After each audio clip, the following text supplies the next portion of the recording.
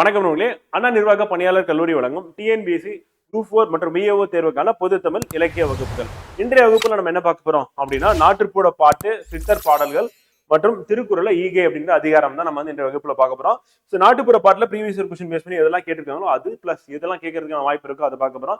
சித்தர் பாடல்கள் அப்படின்னும் போது வந்து பாத்தீங்கன்னா, சித்தர் அப்படின்றது ஏற்கனவே உங்களுக்கு ஒரு அறிமுகம் இருக்கும். பெரும்பாலும் வந்து பாத்தீங்கன்னா சிவனை வழிபடக்கூடியவர்கள் வந்து சித்தர்களாக இருந்திருக்காங்க அப்படின்னு சொல்லி பார்க்குறோம்.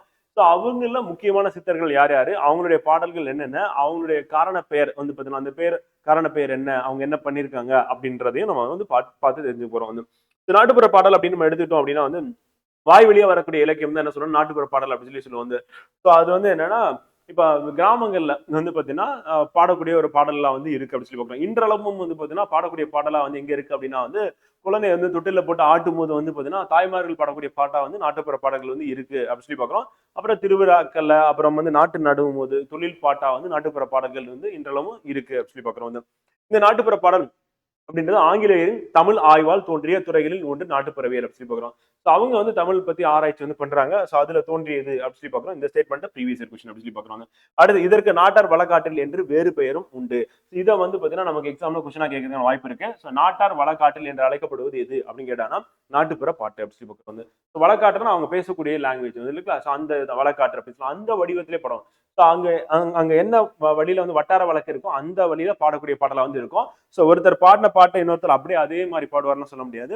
ஒவ்வொருத்தரும் அவங்களுடைய வட்டார வழக்கின் அடிப்படையில் வந்து பாடுவாங்க அப்படின்னு சொல்லி பார்க்குறோம். வந்து ஸோ அது இசை நயமும் அதுல கலந்து இருக்கும், கவிதை நயமும் கலந்து இருக்கும் அப்படின்னு சொல்லி பார்க்குறோம். நாட்டுப்புற பாடல்கள் வந்து கதைகள், விளையாட்டுகள், கலைகள், சமயம், பழக்க வழக்கங்கள், அறிவியல் போன்ற நாட்டுப்புற பகுதியில் அடங்கும். வந்து எல்லாத்தையுமே பாடுவாங்க, பாடலா தான் பாடுவாங்க. வந்து ஸோ அதுல வந்து கதைகள் இருக்கணும், கதையும் பாடுவாங்க, கதையை வந்து பாட்டா வந்து பாடுவாங்க. வந்து அதே மாதிரி விளையாட்டு, கலைகள், சமயம், பழக்க வழக்கம், அறிவியல் எல்லாமே அதுல இருக்கும் அப்படின்னு சொல்லி பார்க்கிறோம். பழங்கால பண்பாட்டின் எச்சம் என கருதப்படும் நாட்டுப்புற பாடல்கள் ஏட்டில் எழுதா கவிதைகள் ஆகும். இது கேட்கறதுக்கான வாய்ப்பு இருக்கும். இப்ப பழங்கால பண்பாட்டின் எச்சம், பழங்கால பண்பாட்டின் எச்சம் அப்படின்னும் போது என்னன்னா, பழங்காலத்துல நாட்டுப்புற பாடல் அப்படின்றது வந்து ஏட்டில் எழுதப்பெறா இலக்கியம். அப்ப வந்து எப்படி வாழ்ந்தாங்கன்றது நமக்கு தெரியாது. ஆனா இப்படி வாழ்ந்தாங்கன்றது நாட்டுப்புற மூலியமா நமக்கு வந்து சேரும். வந்து அந்த கருத்து வந்து சோ அப்ப என்னன்னா, நம்ம அந்த பாடல் வந்து தொன்று தொட்டு அப்படியே அந்த பழங்குடியினர் இனத்தில வந்து பாடப்பட்டுட்டே வந்துடும். அடுத்த தலைமுறைக்கு அப்படியே கடத்தப்படும் போது வந்து என்ன ஆகுனா, அப்போ மூதாதையர் வந்து பார்த்தீங்கன்னா எப்படி வாழ்ந்திருக்காங்க அப்படின்றது அந்த பாட்டு வந்து நமக்கு வந்து ஒரு பெரிய விளக்கத்தையும் நமக்கு வந்து கொடுக்கும் அப்படின்னு சொல்லி பார்க்குறோம். ஸோ அது வந்து ஏட்டில் எழுதப்பெறா இல்ல கவிதைகள் அப்படின்னு நம்ம எதை சொல்றோம் அப்படின்னா வந்து நாட்டுப்புற சொல்றோம், நாட்டுப்புற பாடல்களை சொல்றோம். அந்த பழங்கால பண்பாட்டின் எச்சம் என கருதப்படுவது எது அப்படின்னு சொல்லி கேட்டா நாட்டுப்புற பாடல்கள் ஒரு இந்த வார்த்தைகளுக்கு நான் போல் பண்ணிட்டேன். இதுதான் வந்து உங்களுக்கு எக்ஸாம்ல கொஸ்டினா வந்து கேட்க போறாங்க. இதை நீங்க அண்டர்லைன் பண்ணிக்கணும். இவை வழி வழியாக பாடப்பட்டு வரும் வாய்மொழி இலக்கியங்களே ஆகும். இப்ப வழி வழியா வந்து பாடக்கூடிய வாய்மொழி இலக்கியம் இது அப்படின்னு கேட்பாங்க. கேட்டாங்கன்னா நாட்டுப்புற பாடல்கள். இப்ப நாட்டுப்புற பாடல்கள் என்ன அப்படின்றதே நமக்கு கேள்வியா வந்து கேட்கறதுக்கான வாய்ப்பு இருக்கு. ஏன்னா அதை பத்தி நான் சரியான புரிதல் வந்து இல்லாததுனால திரும்ப திரும்ப அதுல இருந்து இந்த மாதிரி சிம்பிளா கொஸ்டின்ஸ் வந்து கேட்டுட்டு தான் இருப்பாங்க. வந்து ஒண்ணு நாட்டார் வழக்காற்றியல்னா என்ன அப்படின்னு கேட்டா நாட்டுப்புற பாடல்கள் அப்படின்னு சொல்லி பார்க்குறோம். வந்து அதே மாதிரி பழங்கால பண்பாட்டின் எச்சம் அப்படின்னு எதை சொல்றோம் அப்படின்னா நாட்டுப்புற பாடல்கள். வந்து ஏட்டில் எழுதா கவிதைகள் எது அப்படின்னா அது நாட்டுப்புற பாடல்கள். வந்து ஏன்னா அப்ப இருக்க மக்கள் வந்து பாமர மக்கள், அவங்க வந்து பாத்தீங்கன்னா எழுத படிக்க தெரியாதவங்க. சோ அவங்க என்ன பண்றாங்கன்னா செவி வழியா கேட்டு கேட்டு என்ன பண்றாங்க, அந்த பாடலை வந்து பாத்தீங்கன்னா மனப்பாடம் பண்ணி அவங்க பாடுறாங்க. அடுத்த தலைமுறை அது செவி வழியா கேட்டு அவங்க பாடுறாங்க. இப்படிதான் தொன்று தொட்டு வந்துட்டு இருக்கு அப்படி சொல்லுவாங்க. அந்த வழி வழியாக பாடப்பட்டு வரும் வாய்மொழி இலக்கியங்களே அப்படி சொல்லி பார்க்குறோம். அப்ப நம்ம பார்க்கக்கூடிய சிலப்பதிகாரமா இருக்கட்டும், வந்து மற்ற இலக்கியங்கள் சங்க இலக்கியங்களா இருக்கட்டும், அதுல தோன்றதுக்கு முன்னாடி தோன்றிய இலக்கியம் எது அப்படின்னு கேட்டீங்கன்னா இந்த நாட்டுப்புற இலக்கியம் அப்படி சொல்லி பார்க்கிறோம். வந்து ஸோ அதுதான் அதனுடைய சிறப்பு அப்படி சொல்லி பார்க்கணும். இதை பத்தி தொல்காப்பியர் சொல்லியிருப்பாரு. வந்து தொல்காப்பியர் வந்து நாட்டுப்புற பாடல்கள் என்ன சொல்றாருன்னா பன்னத்தி அப்படின்னு சொல்லி சொல்றாரு என்று குறிப்பிட்டுள்ளார். இருந்து இது ப்ரீவியஸ் தொல்காப்பியர் வந்து நாட்டுப்புற பாடல்களை எப்படி சொல்றாரு அப்படின்னா பன்னத்தி என்று குறிப்பிடுகிறார் அப்படி சொல்லி பார்க்கிறோம். சோ அவர் என்ன சொல்றாரு அப்படின்றது இம்பார்ட்டன். வந்து அந்த நாட்டுப்புற பாடல்கள் ஒருவர் பாடியதை போல அப்படியே இன்னொருவர் பாடுவது இல்லை அப்படின்னு சொல்லி பார்க்கிறோம். அதான் வட்டார வழக்குல பாடுறான்னு சொல்றோம்ல, அப்ப அதே மாதிரி இருக்காது. வந்து இப்ப எக்ஸாம்பிள் சினிமா பாட்டெல்லாம் எப்படி பாடினாங்களோ அப்படியே பாடணும் அப்படின்றது இருக்கு. ஆனா இது அப்படி கிடையாது. இது வந்து மாத்தி பாடுறாங்க அப்படின்றதான். அடுத்து தமிழ் நாட்டுப்புற பாடலை முதலில் மு அருணாச்சலம் அவர்கள் 1943 காட்டில் மிதந்த கவிதை என்ற பெயரில் வெளியிட்டார். வந்து அப்ப தமிழ் நாட்டுப்புற பாடலை முதலில் வந்து மு அருணாச்சலம் அவர்கள் என்ன பண்றாரு, 1943 காட்டில் மிதந்த கவிதை என்ற பெயரில் வெளியிட்டார். வந்து பாத்தீங்கன்னா அச்சிட்டு வெளியிடுறாரு. அந்த நாட்டுப்புற வேலை தமிழகத்தில் வனமாமலை வந்து தனித்துறை துறையாக வளர்த்தவர். வந்து அப்ப வனமாமலை அப்படின்றது ரொம்ப முக்கியம்.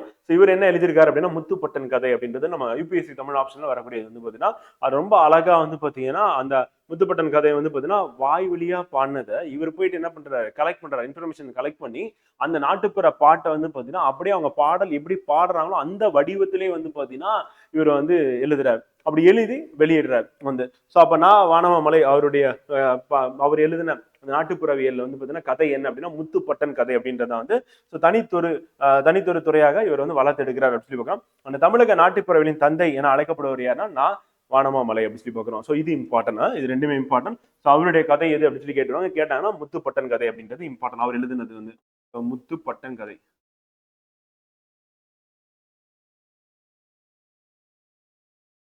இது ஒரு புரட்சிகரமா இருக்கும். முத்துப்பட்டன் கதை அப்படின்றது வந்து பல புரட்சிகள் வந்து முத்துப்பட்டன் வந்து பண்ணியிருப்பாரு. ஸோ அதுல அதை தெரிவிச்சிருப்பாங்க. நமக்கு பின்னாடி மிஸ்லினியஸ் கிளாஸ் இருந்தா அந்த கதை என்ன அப்படின்றது நாங்க சொல்றோம் உங்களுக்கு. நாட்டுப்புற இலக்கிய மும்மணிகள் என போற்றப்படுபவர்கள் யார் அப்படின்னா வந்து பாத்தீங்கன்னா சே அன்னக்காமு, கீவா ஜெகநாதன், நா வனமாமலை. கீவா ஜெகநாதன் வந்து அவர் எழுதின புத்தகம் வந்து மலையறிவு. மலையருவியின் புத்தகத்தோட டைட்டில் வச்சதுக்கு தகுந்த மாதிரி அவ்வளவு பாடல்கள் இருக்கும். அதுல வந்து நீங்க ரசிச்சு படிக்கிற மாதிரி பல பாடல்கள் இருக்கும் வந்து. அப்படியே என்ன சொல்றேன்னா அவங்க வாழ்வியலே அப்படியே அதுல வந்து கொண்டு வந்திருப்பாங்க வந்து. படிக்கும் போதே வந்து பாத்தீங்கன்னா இப்படி எல்லாம் அழகா பாடியிருக்காங்க, ஓ இதெல்லாம் பாடலா பாட முடியுமா அப்படின்ற அளவுக்கு வந்து பாத்தீங்கன்னா பாடல்கள் வந்து குவிச்சிருப்பாரு. எதுலன்னா மலையறிவுல கீவா ஜெகநாதன் வந்து. வனமாமலை வந்து பாத்தீங்கன்னா நடந்த ஒன்றை வந்து பாத்தீங்கன்னா வாய்மொழி இலக்கியமா பாடிட்டு இருக்காங்க. அதை வந்து பாத்தீங்கன்னா நம்ம கிட்ட கொண்டு வந்து சேர்த்தது வந்து பாத்தீங்கன்னா அண்ணாமலையோட அவர் நாட்டுப்புறலின் தமிழக நாட்டுப்புறலின் தந்தைன்னு சொல்லி அவரை சொல்றாங்க. அடுத்து நாட்டுப்புற பாடல்களின் வகைகள் அப்படின்னும் போது வந்து தாலாட்டு பாடல்களும் பிறந்த குழந்தைக்கு பாடுவது வந்து பாத்தீங்கன்னா மாமன் அடிச்சானோ, மல்லிகைப்பூ செண்டால அப்படி சொல்லி இந்த பாடலாம் கேட்டிருப்பாங்க வந்து பாத்தீங்கன்னா அத்தை அடித்தாலே வந்து பாத்தீங்கன்னா பாட்டி அடித்தாலும் சோறு விட்டும் கையாலே அப்படி சொல்லிட்டு இந்த மாதிரி பால் விட்டும் கையாலே அப்படின்ற மாதிரி ரைமிங்கா வர மாதிரி பாட்டி அடித்தாலும் பால் விட்டும் கையாலே இந்த மாதிரி வந்து ஏன் அழுகிற அப்படின்றதுக்காக அந்த குழந்தைகிட்ட வந்து தாய் வந்து பேசுற மாதிரி இருக்கும் வந்து. இன்னும் வந்து பாத்தீங்கன்னா இந்த கார்ட்டூன்ஸ்ல இந்த பாடல்கள் வந்து பாத்தீங்கன்னா இடம்பெற்றிருக்கு அப்படின்றது சிறப்பு வாய்ந்ததா இருக்கு அப்படி பார்க்கிறோம். அந்த சடங்கு பாடல்கள் திருமணம் மற்றும் பிற நிகழ்ச்சிகளில் பாடுவது வந்து. அப்ப சடங்கு பாடல்னா நிகழ்ச்சிகள்ல தமிழருடைய பண்பாட்டை வந்து பாத்தீங்கன்னா தமிழ் மொழியில வந்து பாத்தீங்கன்னா பாடுறது அப்படின்றது வந்து பாத்தீங்கன்னா மந்திரமா கிடையாது, பாடல்களாவே பாடுவாங்க வந்து பாத்தீங்கன்னா சடங்கு பாடல்கள் அப்படின்னு சொல்லிட்டு. அப்புறம் விளையாட்டு பாடல்கள் வளர்ந்த பிள்ளைக்கு பாடுவது வந்து. சோ வளர்ந்த பிள்ளைக்கு விளையாடு அப்படின்னா விளையாடும் போது பாடக்கூடிய பாடல் அந்த பாட்டு. குழந்தைகள் வந்து பாத்தீங்கன்னா விளையாடும் போது பாடல்கள் வந்து பாடுவாங்க. நீங்க கேள்விப்பட்டிருப்பீங்க, பின்னாடியும் வந்து பார்க்க தான் போறோம் அந்த பாடல்ல.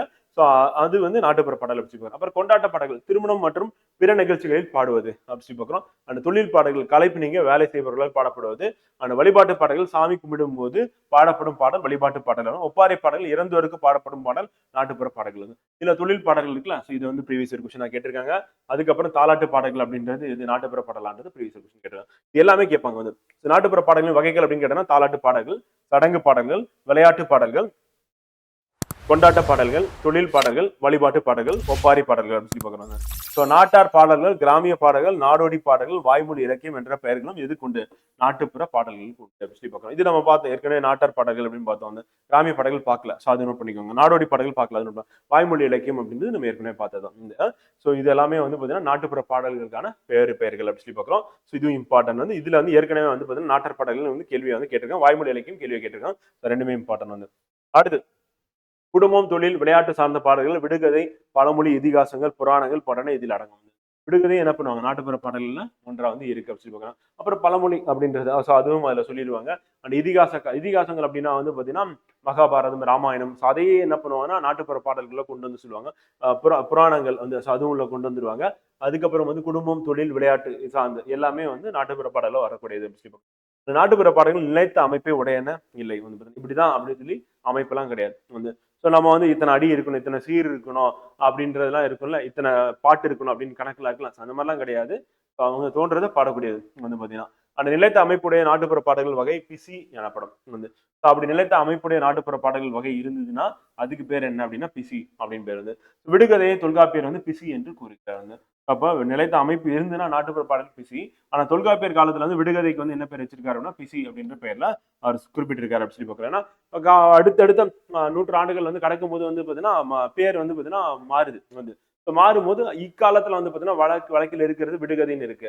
தொல்காப்பியர் காலத்துல அதுக்கு பேர் என்னவா இருந்ததுன்னா பிசி அப்படின்ற பேர்ல இருந்தது அப்படின்னு சொல்லி பார்க்கிறோம். வல்லைப்பாட்டு என்பது வந்து உலக்கைப்பாட்டு என்பது நாட்டுப்புற பாடல்களுக்கு முக்கியத்துவம் கொடுத்தவர்கள் வந்து இளங்கோவடிகள், மாணிக்கவாசகர். ஏன்னா நாட்டுப்புற பாடல் அப்படியே தூக்கி இளங்கோவடிகள் வந்து பயன்படுத்தியிருக்காரு, மாணிக்கவாசகரும் பயன்படுத்தியிருக்காரு அப்படின்னு சொல்லி பார்க்கிறோம் வந்து. அது இசைநயமும் உடையது அப்படின்னு சொல்லி பார்க்கிறோம். சில நாட்டுப்புற பாடல்கள் வந்து ரொம்ப வேடிக்கையா வந்து பாத்தீங்கன்னா என்னன்னா ஒரு திருடனை பத்தி பாடின பாடலா இருக்கும் வந்து பாத்தீங்கன்னா, இல்ல ஒரு கொலைகாரனை பத்தி பாடின பாடலா இருக்கும். இந்த மாதிரி எல்லாம் கூட வந்து நாட்டுப்புற பாடல்கள் வந்து இருக்கு அப்படின்னு சொல்லி பார்க்கலாம். அந்த ஊர்ல மிகப்பெரிய சம்பவம் வந்து அவர் நிகழ்த்தியிருப்பாரு. ஸோ அதை வந்து பாத்தீங்கன்னா வாய் மொழியா வந்து பாத்தீங்கன்னா பாடியிருப்பாங்க அப்படின்னு சொல்லிட்டு பார்த்தீங்கன்னா. ஸோ அந்த மாதிரியும் யாரு கலெக்ட் பண்ணி கொடுத்திருப்பாரு அப்படின்னா வந்து பாத்தீங்கன்னா கீவா ஜெகநாதன் மலையறிவில வந்து கொடுத்திருப்பாரு அவருடைய நூல்ல வந்து. படிச்சீங்கன்னா அவ்வளவு சிறப்பா இருக்கும் அது. நாட்டுப்புற பாடல்களின் இயல்புகள் அப்படின்னு பாத்தீங்கன்னா பேச்சு வழக்கூடியது. நம்ம என்ன பேசுறோமோ அப்படியே வந்து பாடுறது. அடுத்து தூய தமிழ் எல்லாம் ட்ரை பண்றது கிடையாது. கொச்சை மொழி கொண்டது. கொச்சை மொழி அப்படின்னா வந்து பாத்தீங்கன்னா அந்த மரபு பிழை, சந்தி பிழை எல்லாமே வந்து பாத்தீங்கன்னா அதை பத்தி கவலைப்படாம பாடக்கூடியது. கொச்சை கொச்சை மொழியா இருந்து இருக்கிறது வந்து. அடுத்து கூறியது கூறல் வரும். என்ன சொன்னாலும் அப்படியே வந்துடும். வந்து வாய்மொழியாக பரவுவது. ஒருத்தர்கிட்ட இன்னொருத்தரும் வாய்மொழியா தான் பரவும். அது ஏட்டில் எழுதப்படாது இலக்கியம் அப்படின்னு சொல்லி கவிதைன்னு சொல்றோம். வடிவம் மாறக்கூடியது. வந்து அப்படியே செவி வழியா வரும்போது என்ன ஆகும்? மாறிடும். இந்த கேம்லாம் நீங்க கேள்விப்பட்டீங்கன்னா தெரியும். மெதுவா ஒருத்தர் காதுல ஒரு விஷயத்த நீங்க சொல்றீங்க. அந்த சொன்னீங்கன்னா, அந்த ஒரு சென்டென்ஸா நீங்க சொன்னீங்கன்னா, அப்படியே அடுத்தடுத்து போய் ஒரு 9 பேர கடந்து வந்ததுன்னா, அது எப்படி டோட்டலாவே மாறிடும். வந்து அந்த மாரி தான். அப்ப வாய்மொழி இலக்கியம் அப்படின்னா மாறும்போது வந்து பார்த்தீங்கன்னா, அவங்களுக்கு தகுந்த மாரி சிலத மாத்திப்பாங்க. வந்து வடிவம் மாறக்கூடியது. படைத்தவர் பெயர் தெரியாது. யாருன்னே தெரியாது. எழுதி வச்சா தானே தெரியும். அதனால சொன்னது யாரு அப்படின்னா தெரியாது. மக்களின் பக்தி, நீதி, உளவியல், சமுதாயம் என அனைத்து கூறுகளும் வந்து எதுல காணப்படும் அப்படின்னா நாட்டுப்புற பாடல்கள்ல இருக்கும் அப்படின்னா. அப்ப நாட்டுப்புற பாடலின் இயல்புகள் அப்படின்னு எடுத்துட்டா இதுதான் அப்படின்னு சொல்லி பார்க்கிறோம் வந்து. அடுத்து நாட்டுப்புற விளையாட்டுகள் சடுகுடு வந்து, அப்புறம் கோலி, கல்லாங்காய், பல்லாங்குழி, கல்லாமண்ணா, கூட்டாஞ்சோறு, கண்ணாமூச்சி, நொண்டி, தாயம். இது எல்லாமே உங்களுக்கு தெரிஞ்ச ஒரு இதுதான் இருக்கும். இது எல்லாமே நாட்டுப்புற விளையாட்டுகள் அப்படி சொல்லி பார்க்கணும் வந்து. இப்ப விளையாட்டு அப்படின்றது என்ன போயிருது, நமக்கு ஸ்மார்ட் போன்லயே முடிஞ்சிருது. எல்லாமே அதுலதான். இப்போ போன்லயே வந்து பாத்தீங்கன்னா கேம்ஸ் அப்படின்னு முடிஞ்சிருது. அதான் ரிலாக்ஸேஷன் அப்படின்னா.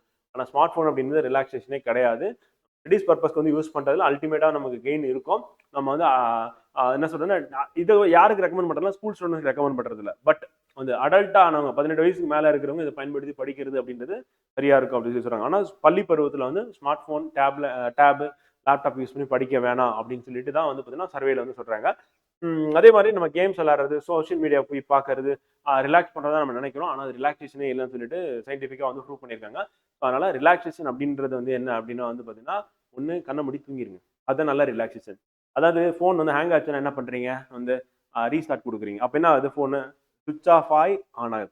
அப்ப என்னன்னா பிரைன் வந்து என்னது ஒரு மாரி டல் ஆயிருச்சு அப்படின்னா என்ன பண்ணணும்? லைட்டா லிட்டில் நேப் எடுத்துட்டு உடனே என்ன பண்ணணும்? எந்திச்சிடணும். அப்ப 20 மினிட்ஸ், 15 மினிட்ஸ் நேப் எடுத்துட்டு எந்திச்சீங்கன்னா ஃப்ரெஷ் ஆயிடுவீங்க. அதுக்கப்புறம் நீங்க வந்து நல்லா இன்னும் படிக்கிறதுக்கு அது வந்து ஹெல்ப்ஃபுல்லா இருக்கும். அந்த மாரி தான் பண்ணணும். அடுத்து நாட்டுப்புற கலைகள். கரகாட்டம், காவடி ஆட்டம், தெருக்கூத்து, பொம்மலாட்டம், தோற்பாவை, ஓவியம், சிற்பம், சுதை சிற்பம். இது எல்லாமே வந்து நாட்டுப்புற கலைகளா வந்து இருக்கு அப்படின்னு சொல்லி பார்க்கிறோம். இது நம்ம நோட் பண்ண வேண்டியதுதான். நாட்டுப்புற சமயமும் பழக்க வழக்கங்களும். சிறு தெய்வ வழிபாடு அப்படின்றது வந்து இன்று தொன்று தொட்டு இன்றளவும் இருக்கு அப்படின்னு சொல்லி பார்க்கணும். சிறு தெய்வம் என்னதான் பெரிய தெய்வம் இருந்தாலும் பல சிவன் கோயில்கள் வந்து பராமரிப்பு இல்லாம தான் இருக்கு வந்து. அப்ப என்னன்னா அப்ப அவ்வளவு பெரிய கோயில் இருக்கு. ஆனா மக்கள் வந்து எதுக்கு முக்கியத்துவம் கொடுக்குறாங்க அப்படின்னு பாத்தீங்கன்னா அவங்க ஊர்லயே உள்ளூர்ல என்ன பண்றாங்க, ஒரு கோயில், ஒரு சிறு தெய்வம் தான் இருக்கும். அந்த சிறு தெய்வ வழிபாடு அத வந்து வெள்ளிக்கிழமை, சனிக்கிழமைன்னு சொல்லிட்டு என்ன பண்ணுவாங்க, நல்லா கூட்டி மொழுவி நல்லா நல்லா வந்து பாத்தீங்கன்னா ஒரு ஹைஜீனிக்கான ஒரு கண்டிஷன் வச்சிருப்பாங்க. கோயில்லயும் வந்து பாத்தீங்கன்னா வழிபாடு தொடர்ந்து வாரம் வாரம் நடந்துகிட்டே இருக்கும். அப்ப வந்து பாத்தீங்கன்னா அந்த பராமரிப்பு நல்லாவே இருக்கு சிறு தெய்வம். நடுகள் வழிபாடு. நடுகள் வழிபாடு அப்படின்றது இறந்தோரை வந்து வழிபடுறது அப்படின்றது.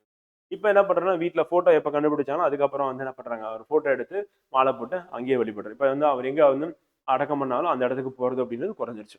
அடுத்து முன்னோர் வழிபாடு அப்படின்றது வந்து பாத்தீங்கன்னா வீட்டுல இப்ப பண்ணிட்டு இருக்குது. அப்புறம் குலதெய்வ வழிபாடு. நடிகள்னா போர்ல இறந்தவர்கள் வந்து பாத்தீங்கன்னா அவங்கள வந்து பாத்தீங்கன்னா வழிபடுறது அப்படின்றது வந்து இருந்தது. அது கிடையாது. குலதெய்வ வழிபாடு அப்படின்றது வந்து பாத்தீங்கன்னா இப்ப இருக்கு. அதான் சிறு தெய்வம் அப்படின்றது இருக்கும். அதுவும் இல்லாம குலதெய்வம் அப்படின்றது வந்து இருக்கும். அண்ட் தெய்வங்களுக்கு எடுக்கும் விழாக்கள், இடும் பலிகள், அணியும் ஆடைகள், பயன்படுத்தும் பொருட்கள் போன்றன இதில் அடங்கும். இது எல்லாமே அதுல அடங்கக்கூடிய விஷயங்களா இருக்கு. நாட்டுப்புற அறிவியல் அப்படின்னு பார்க்கும்போது வானிலை, வேளாண்மை, கட்டடம், நிலவியல், கடலியல், படகு கட்டுதல், மருத்துவம், இசைக்கருவிகள் தயாரித்தல் போன்ற செய்திகள் இது அடங்கும். எல்லாமே வந்து பாத்தீங்கன்னா அதிலே சொல்லியிருப்பாங்க. இதுக்கு இது மருந்து அப்படின்றது சொல்லியிருப்பாங்க. அவர் படகு எப்படி கட்டுறதுன்னு சொல்லி மீனவர்கள் அவருடைய நாட்டுப்புற பாடல்கள் வந்து இருக்கும். வேளாண்மை பத்தி வந்து பாத்தீங்கன்னா மருது நிலத்து மக்களுடைய பாடல்ல வந்து இருக்கும் வந்து பாத்தீங்கன்னா. அப்புறம் கட்டடம், நிலவியல் அதை பத்தின கூறுகளும் வந்து பாத்தீங்கன்னா நாட்டுப்புறத்துல இருக்கும். நாட்டுப்புற பாடல்ல இருக்கும். நாட்டுப்புற இசைக்கருவிகள் அப்படின்னு எடுத்துட்டோம். உடுக்கை, மிருதங்கம், தப்பு, தம்பட்டம், ஜால்ரா, கஞ்சிரா, உரிமை, துந்தினா, கரடி வாத்தியம், குடுகுடுப்பை, பம்பை, பறை. இது எல்லாமே வந்து பாத்தீங்கன்னா என்ன எதனுடைய சேர்ந்து நாட்டுப்புற இசைக்கருவிகளா இருக்கு அப்படி சொல்லி பார்க்கணும். நாட்டுப்புற பாடல்கள் அப்படின்னா வந்து பாத்தீங்கன்னா தொழிற்பாடல்ல மீனவருடைய பாடல் வந்து இந்த பாடல் படிச்சீங்கன்னாவே உங்களுக்கு நல்ல ராகமா வந்து பாத்தீங்கன்னா பாடக்கூடிய பாடல் தான். விடிவெள்ளி நம்பிலக்கு ஐலசா, விரிகடலே பள்ளிக்கூடம் ஐலசா, அடிக்கும் அலையே நம் தோழன் ஐலசா, அருமை மேகம் நமது குடை ஐலசா அப்படின்ற பாடல் வந்து பாத்தீங்கன்னா இப்ப ஐலசா ஐலசா அப்படின்றது வந்து பாத்தீங்கன்னா அது வார்த்தைக்கான அர்த்தம் தெரியாது. ஆனா பாடும்போது வந்து பாத்தீங்கன்னா அது இசை நயத்தோட இருக்கிறதுனால அதை வந்து பயன்படுத்துறாங்க அப்படி சொல்லி பார்க்கணும். இது வந்து தொழில் நாட்டுப்புற பாடல் அப்படி சொல்லி பார்க்கிறோம் வந்து. அடுத்து நம்ம பார்க்க போறது வந்து 15 சித்தர்கள். சித்தர் என்ற சொல் வந்து பாத்தீங்கன்னா சித் என்ற வடமொழி சொல்லிலிருந்து தோன்றியது அப்படின்னு சொல்லி பார்க்கிறோம். இது ப்ரீவியஸ் இயர் கொஸ்டின். அது வந்து தமிழ் சொல்லா வடமொழி சொல்லா அப்படின்றது ப்ரீவியஸ் இயர்ல நமக்கு கேள்வியா கேட்டிருக்காங்க அப்படி சொல்லி பார்க்கிறோம். அது இம்பார்ட்டன். சித் என்றால் அதனுடைய பொருள் என்ன வடமொழியில் அப்படின்னு கேட்டீங்கன்னா அறிவு, அறிவுடையவர்கள் அப்படின்றது அதனுடைய பொருள் வந்து. சித்தர்களை பத்தி நம்ம தெரிஞ்சுக்க போறோம். ரொம்ப ஆச்சரியமான சில விஷயங்களும் இருக்கு வந்து பாத்தீங்கன்னா. சோ 400 ஆண்டுகளுக்கு முன் தமிழகத்தின் காடு மலைகளில் வாழ்ந்தவர்கள் சித்தர்கள். 400 ஆண்டுகளுக்கு முன்னாடி என்ன பண்ணிருக்காங்கன்னா வாழ்ந்திருக்காங்க தமிழகத்துல. அது காடு மலைகள்ல வாழ்ந்திருக்காங்க அப்படி சொல்லி பார்க்கிறோம். சித்தர்கள் பெரும்பாலானோர் என்ன சமயத்தை சார்ந்தவர்கள்? சைவர்கள். எனினும் இவர்கள் சாதி சமயங்களை கடந்தவர்கள். இதுதான் நம்ம நோட் பண்ணி பாயிண்ட். அப்ப சாதி சமயங்களையும் கடந்தவர்கள். அப்ப எல்லா மக்களையும் வந்து ஒரே மாதிரி நடத்தக்கூடியவர்கள் தான் யாருன்னா சித்தர்கள் அப்படி சொல்லி பார்க்கிறோம் வந்து. ஆனா பெரும்பாலான சைவ சைவ சமயத்தை சார்ந்தவர்கள். பக்தி செலுத்தி முக்தி அடைவது பிறவாதிருக்க வழி என்பது பக்தர் கொள்கை. நல்ல பக்தி செலுத்தணும். அதன் மூலியமா முக்தி, முக்தி மூலியமா என்னது அடுத்த பிறவின்னு எடுத்து திருப்பி என்னால இதுக்கு மேல கஷ்டப்பட முடியாதுப்பா அப்படின்றது இருக்குல்ல. சோ அதுதான் வந்து பாத்தீங்கன்னா பிறவாது இருக்கிறதுக்கான பக்தருடைய கொள்கையா வந்து இருக்கு. சோ அதை வந்து பாத்தீங்கன்னா சொல்லக்கூடியது வந்து. அடுத்து பருவுடலை நுண்ணுடல் ஆக்குவது பிறவாதிருக்க வழி என்பது சித்தர் கொள்கை வந்து. பரு உடலை அப்படின்னா வந்து பாத்தீங்கன்னா இந்த பருத்த உடலை வந்து பாத்தீங்கன்னா நுண்ணுடல் வந்து பாத்தீங்கன்னா ரொம்ப லைட்டான ஒரு உடலா வந்து மாத்துறது வந்து மனசுதான். ஆக்குவது வந்து பிறவாதிருக்க வழி என்பது சித்தர்கள் கொள்கை வந்து. திரும்பி பிறக்காம இருக்கணும் அப்படின்னா வந்து என்ன பண்ணணும் அப்படின்னா வந்து பாத்தீங்கன்னா உன் உடலை வந்து பாத்தீங்கன்னா என்னது லைட்டா வந்து மாத்துறது. அப்ப லைட்டா மாத்துறது அப்படின்றது என்னன்னா பருத்த உடல் எப்போ உருவாகுன்னா உணவுக்கு வந்து நம்ம அடிமையாகும் போது வந்து உருவாகும் வந்து. அதுல இருந்து நம்ம நிலைமையை வந்து மாத்தணும். பற்று இல்லாம இருக்கிறது அப்படின்றது வந்து அப்படி அடைஞ்சோம் அப்படின்னா வந்து பாத்தீங்கன்னா பிறவாது இருக்கிறதுக்கான வழி அப்படின்னு. இப்ப பக்தர்களா இருக்கிறவங்களோட வந்து பாத்தீங்கன்னா பிறவாது இருக்க வழி அப்படின்றது அவங்க என்ன சொல்றாங்கன்னா பக்தி செலுத்தி முக்தி அடைவது வந்து. கடவுளை தொடர்ந்து பாடுறது வந்து கடவுளே சரணாகதியா கிடைக்கிறது அப்படின்றது அவங்க இருப்பாங்க. ஆனா இவங்க அப்படி இருக்க மாட்டாங்க வந்து. பருத்த உடலை என்ன பண்ணுவாங்க நுண்ணுடலா வந்து மாத்துறாங்க. மாத்தி அதன் மூலியமா வந்து பிரவாதம் இருக்கிறது அப்படின்றது. கடவுளை காண முயல்பவர்கள் பக்தர்கள், கண்டு தெரிந்தவர்கள் சித்தர்கள் என்று தேவாரம் கூறுகிறது. அப்ப கடவுளை காண முயல்றது யாருன்னா பக்தர்கள் வந்து காண முயல்றாங்க. ஆனா கண்டு தெரிந்தவர்கள் சித்தர்கள் அப்படின்னு சொல்லி யாரை சொல்றா தேவாரம் வந்து சொல்லுது அப்படி. இதுவும் இம்பார்ட்டன் வந்து இந்த பாயிண்ட் வந்து. அடுத்து சித்தர்களின் பஞ்சமர் ஐவர் என்று குறிப்பிடப்படுபவர்கள் யார்? எத்தனை 5 பேர் வந்து சித்தர்களை சொல்லப்படுவாங்க. அவங்க யார் யாருன்னு கேட்டுருவாங்க. சோ திருமூலவர், சிவவாக்கியர், பட்டினத்தார், திருமாளிகை தேவர், கருவூரார் வந்து. இதுல ஏற்கனவே வந்து பாத்தீங்கன்னா ப்ரீவியஸா நம்ம கொஸ்டினா கேட்டதுல யாருன்னா கருவூரார் பத்தி கேட்டிருக்காங்க. அதே மாதிரி பட்டினத்தாரை கேட்டிருக்காங்க. அண்ட் திருமூலர் பத்தி கேள்வி வந்து கேட்டிருக்காங்க அப்படி பார்க்கலாம். சித்தர்கள் மொத்தம் எத்தனை பேரு? 18 பேர். அதே ப்ரீவியஸ் கொஸ்டின் என்று சொல்வது மரபு அப்படி சொல்லி பார்க்கிறோம். சோ வரையறுத்து கூறினார் இல்லை, வரையறுத்து சொன்னது இல்லை. ஆனா 18 பேர் சித்தர்கள் அப்படின்னு ஒரு மரபு வந்து இருக்கு அப்படி சொல்லி பார்க்கிறோம். அதுல முக்கியமான சித்தர்கள் நம்ம வந்து பார்க்க போறோம். முதல் சித்தரா யாரை பார்க்க போறோம்? அகத்தியர் வந்து. சித்தர்களின் தலைவர் என்று யார் சொல்லப்படுறாருன்னா அகத்தியர் அப்படி சொல்லி பார்க்கிறோம். இது நான் கேட்கறதுக்கான வாய்ப்பு இருக்கு. கேள்வியா வந்து சித்த மருத்துவ முறையை வகுத்தவர் யாரு? அகத்தியர். இது ப்ரீவியஸ் கொஸ்டின் வந்து. ஆயுர்வேத சூத்திரங்களுக்கு விரிவுரை எழுதியவர் யாரு அப்படின்னா அதுவும் அகத்தியர் அப்படி சொல்லி பார்க்கலாம். அவர் பாடிய சித்தர் பாடல்கள் வந்து பாத்தீங்கன்னா என்னது ஞானப்பாமாலை என்று வழங்கப்படுகிறது. சோ அப்ப அகத்தியர் பாடினதா என்னது ஞானப்பாமாலை அப்படின்றது இம்பார்ட்டன் கேட்கறதுக்கான வாய்ப்பு இருக்கு. அடக்கம் பெற்ற தலம் அனந்த சயனம். அங்க அவர் வந்து இருந்தார் அப்படின்னா வந்து பாத்தீங்கன்னா அனந்த சயனத்துல அவர் வந்து இருந்தார் அப்படின்னு. இந்த 4 பாயிண்ட்டுமே வந்து வெரி வெரி இம்பார்ட்டன் வந்து. அடுத்து பட்டினத்தார் வந்து இயற்பெயரை வந்து பாத்தீங்கன்னா ஸ்வேதரண்யர் வந்து தாரண்யர் வந்து. பெற்றோர் வந்து சிவநேச செட்டியார், ஞானக்கலை ஆட்சி. அந்த ஊர் வந்து காவிரி பூம்பட்டினம் அப்படின்னு சொல்லி பாக்குறோம் வந்து. பட்டினத்து வணிகர் ஆதலால் பட்டினத்தார் என பட்டார். இவருக்கு திரு வெண்காடர் என்ற பெயரும் உண்டு. இது வந்து இம்பார்ட்டன். இது வந்து கொஸ்டினா கேட்டுருவோம் வந்து. இவரின் சீடர் வந்து பத்திரகிரியார் வந்து பட்டினத்தார் சீடர். அடக்கம் பெற்ற தலம் வந்து திருவொற்றியூர் அப்படின்னு சொல்லி பாக்குறோம்.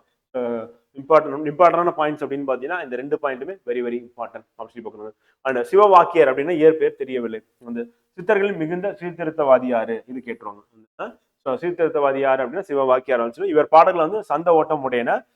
சிவவாக்கியாரம் திருமலைசை ஆழ்வாரும் ஒருவரே என்று கருதுவரும் உண்டு அப்படி பார்க்கலாம். திருமலைசை ஆழ்வார் அப்படின்னா ஆழ்வார்கள் ஒருவர் வந்து பாத்தீங்கன்னா சோ அவரும் இவரும் ஒண்ணுதான் அப்படின்னு சொல்லி சொல்றாங்க வந்து பாத்தீங்கன்னா. ஆனா ஆழ்வார்கள் யாரை பத்தி பாடியிருப்பாங்க அப்படின்னா பெருமாளை பத்தி பாடியிருப்பாங்க, திருமாலை பத்தி பாடியிருப்பாங்க. அந்த அதே இவர் வந்து சிவவாக்கியர் வந்து பாத்தீங்கன்னா சிவனை பத்தி பாடினவர் அப்படின்னு சொல்லி. And Pambatti Siddhar very very important. இது எல்லாமே வந்து நமக்கு கொஸ்டினா வந்து கேட்டிருக்காங்க, திருப்பி கேட்பாங்க அப்படின்னு சொல்லி பார்க்குறோம் வந்து. இப்போ பெயர் தெரியவில்லை. செத்த பாம்பை ஆட வைத்ததால் அல்லது பாம்பை ஆடபடி தூண்டியதால் இவருக்கு என்ன பேர் வந்து பாம்பாட்டி சித்தர் அப்படின்னு.